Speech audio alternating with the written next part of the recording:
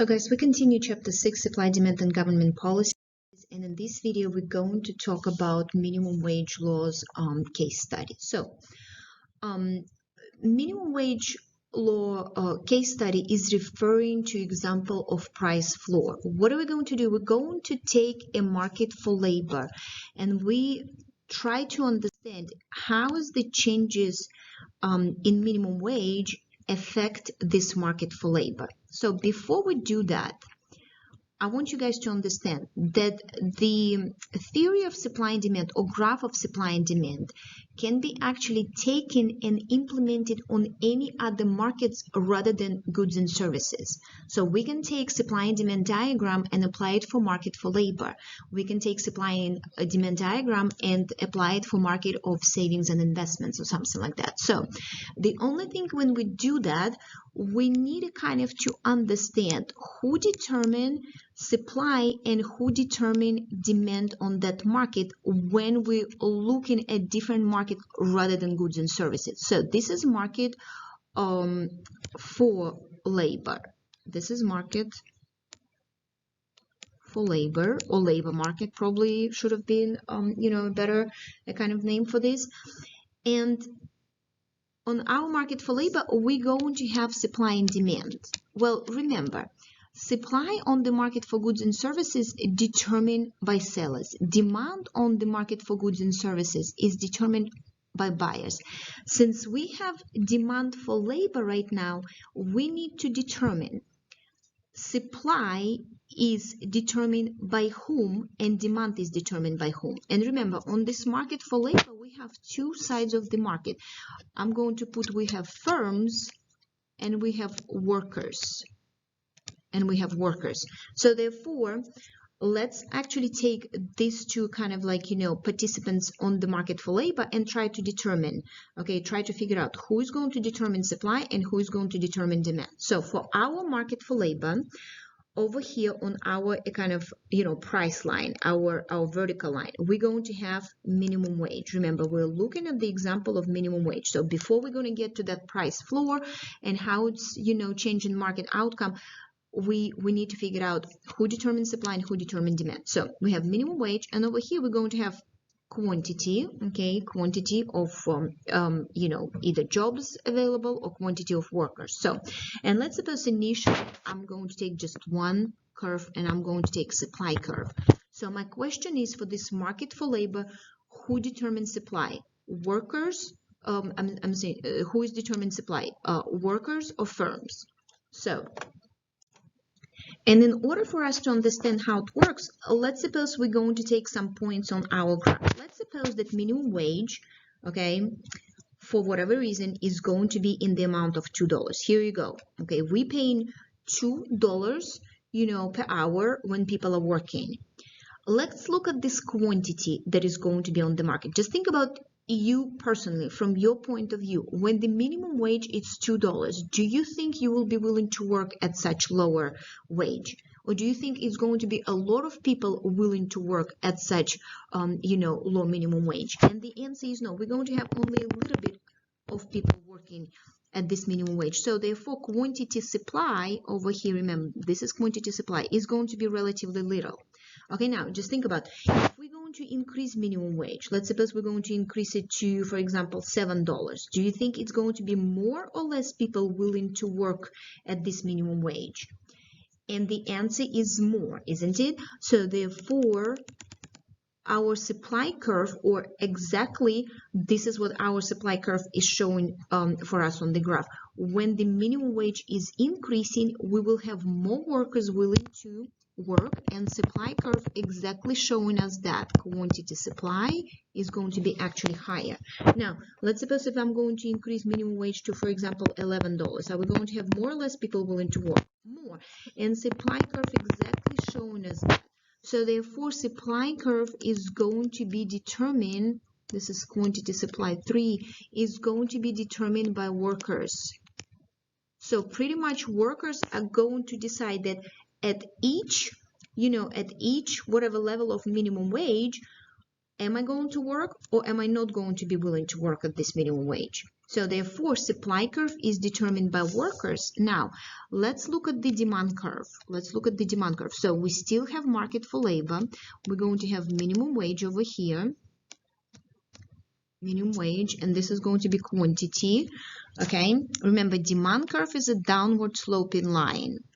This is a demand curve. Now, think about it. If the minimum wage is relatively low, again, $2, do you think firms or companies at this minimum wage, will they be able to hire more or less people?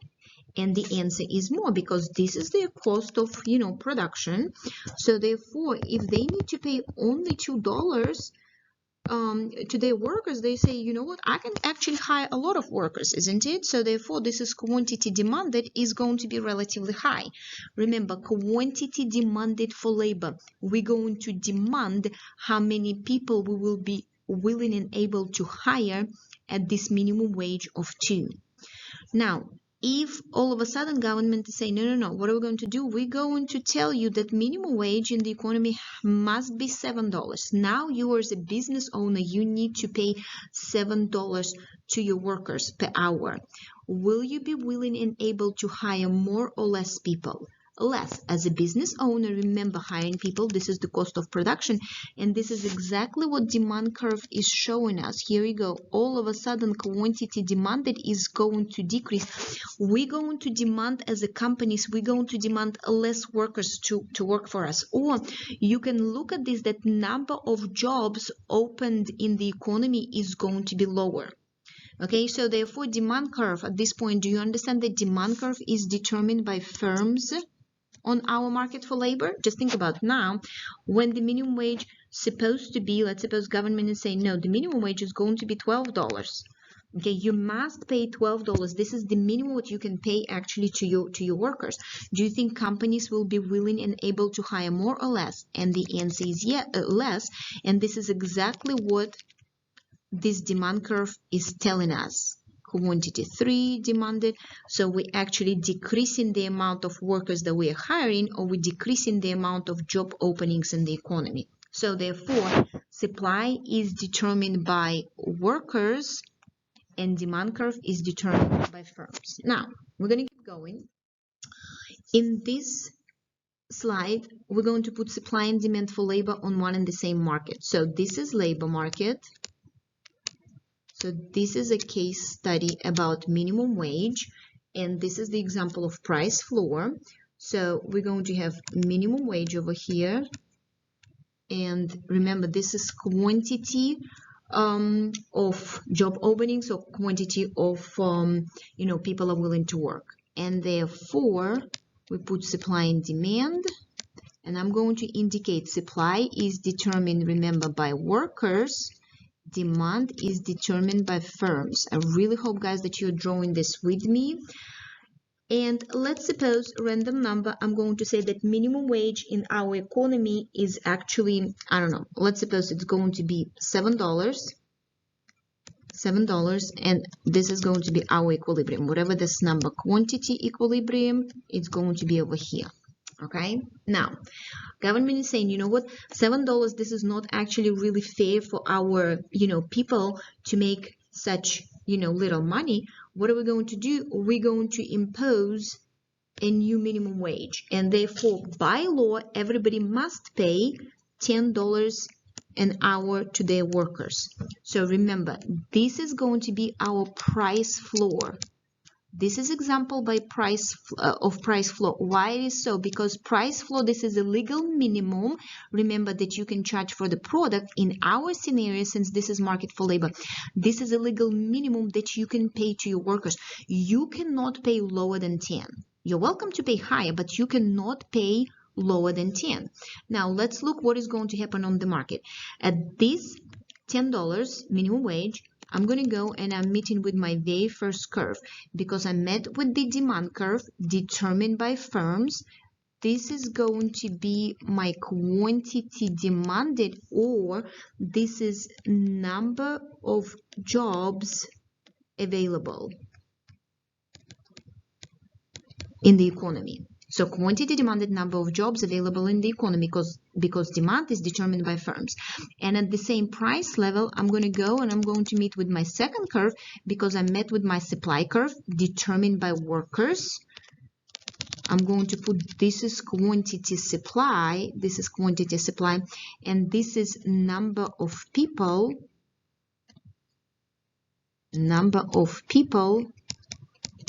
willing to work. Number of people willing to work. Okay, now just look at this and think, what kind of situation do we have on the market?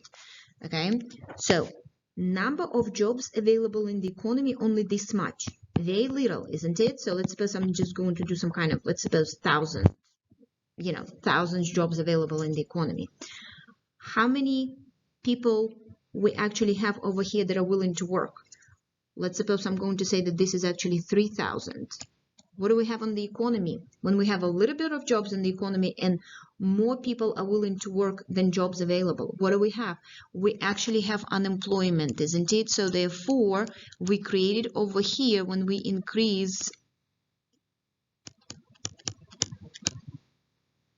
our minimum wage to $10, what we did, we actually create unemployment. Now, guys, I want you to kind of pay attention over here. What happened with these quantities? Just think about it. When we were initially in equilibrium, let's suppose it was 2,000, okay? It means we had 2,000 jobs available and 2,000 people were hired, isn't it? When we increase minimum wage to $10, what happened with the quantity demanded of jobs? Quantity demanded has decreased. What does it mean? It means that 1,000 people lost their jobs. At $10, at $10 an hour minimum wage, a lot of business owners are going to say, you know what, this is the cost of production. This costs too much for me to actually have this many employees, and therefore what are we going to do? We're going to let go of these 1,000 employees. I cannot keep them on the job and pay them $10 an hour. I'm going to pick up a slack or something like that, okay? So, but I can't actually have this many workers, so therefore some of the workers are going to lose their job. Okay, now remember, since quantity supply determined by workers, all of a sudden at $10 we have more people willing to work. Why it is so? Well, because now when everybody figured out that we're actually paying this $10 an hour, I'm going to enter the labor market and I'm going to start looking for job. So 3,000 people are looking for a job right now. Are all of these people actually found a job? And the answer is no. So these new people, 1,000 people that entered the market to look for jobs, can they find a job? And the answer is no, because we actually have only 1,000 job openings in the economy. So therefore, some people are going to lose these jobs, these 1,000 people. Another 1,000 people going to enter the market, since minimum wage is high right now. They want to look for a job. They want to have a job. They're looking for one, and can they find a job? And the answer is no. So therefore, remember again, minimum wage laws, okay, were intended to benefit workers who making a little. They're saying, you know what, we're going to help you. We're going to help you because you're not actually making a lot. Okay, what is the result? The result, we actually created this unemployment. Does anybody benefit from this policy? And the answer is yes. These 1,000 workers that kept their jobs, they're better off. Why they're better off? Because now instead of $7, they actually getting $10 an hour.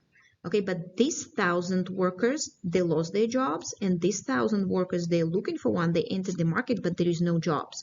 So guys, in real life, so economists all the time disagree on this minimum wage. Do we need to increase it? Do we need to decrease it and stuff like that? And in reality, there is a very, very small percentage of our labor market that affected by minimum wage laws. Just think about who earning minimum wage in the economy. What are the characteristics of those people? I'm going to put it over here. You need to know this for the test. So minimum wage workers, they're young, isn't it? Remember, they're young teenagers, okay? They don't have enough experience. Therefore, I'm not going to pay you all of a sudden $15 because you're not going to be that productive. You don't have enough experience. So therefore, minimum wage workers, they're relatively young, okay? They have less, I'm going to put here, this is L, less experience. So they have less experience. This is the second one. And also minimum wage workers, remember, they have less education. So this is a natural thing that happens in the economy. In reality, there are a lot of minimum wage workers, they're actually teenagers. Okay, a lot of companies, they choose on their own to pay higher than minimum wage because they know that workers are going to be more productive. They will attract more workers. The workers, going to have less turnover, and therefore, we all the time fight about this minimum wage. But in reality, please read in the book, that market is very, very small. And a lot of there is a notion that a lot of actually kids who are in the better off families, they just go and look for the job to have an extra income, and they're actually happy to make, a kind of this money. So therefore, once again, when we increasing this minimum wage, we do create unemployment, and in reality, like workers, okay, who lost their jobs, they're not going to benefit from that. So that's the end of this presentation.